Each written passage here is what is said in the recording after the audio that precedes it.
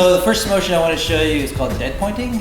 Dead pointing, you are not actually going to have all 4 points off. Typically it's going to be 3 points on and kind of using momentum to get to the next hold. So when you're dead pointing, you are going to generate momentum from the legs. You want to engage with the arms last. And you're more or less using your arms to aim you at the next hold and using your legs to create the upward motion to get to the next move. So at the dead point, I'm going to bring my feet. The higher I go with my feet, the easier it's going to be to create momentum to do the next move. Reason for that is I can keep powering with my legs, keep pushing with my legs through the whole motion the higher my feet are. The lower my feet are, the shorter I'm going to have to create momentum with my legs in order to go to the next hold.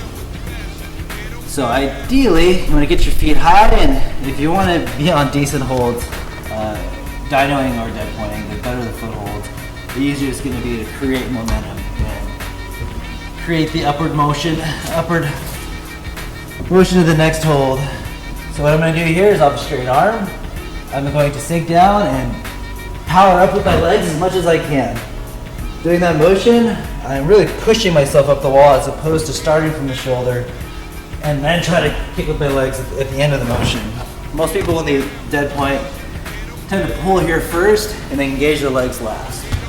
Ideally, you should be engaging with your legs first and pulling with your arms just to aim you at the next hold. So that's dead pointing. So dynoing or lunging is where you actually have most points off. You might still have one hand on in order to control the motion to the next hold, but for the most part, your feet are going to come off. So dynoing, pretty much same motion, except I am really exploding at the very end of the reach of my legs in order to create as much momentum as possible to get to the next hold. Not typically going to need a dyno very much. It's definitely something that's kind of specific to bouldering, but you for the most part, you're going to want to not do this technique if there's another way around this type of movement. But it's good to know how to do it. So same thing, I'm going to sink as low as I can, and I'm going to explode to the next hold.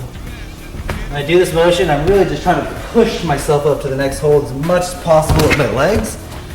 If you imagine just lunging from the ground, it's really the same motion, except you're on a wall. So the last dynamic movement would be what we consider a double dyno. That would be all 4 points off.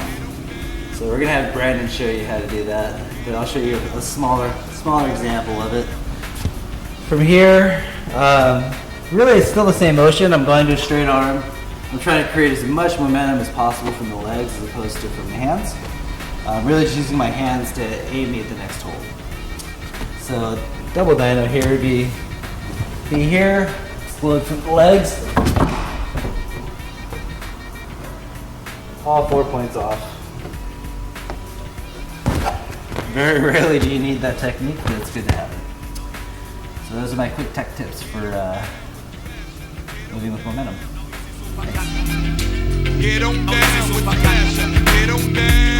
Thanks.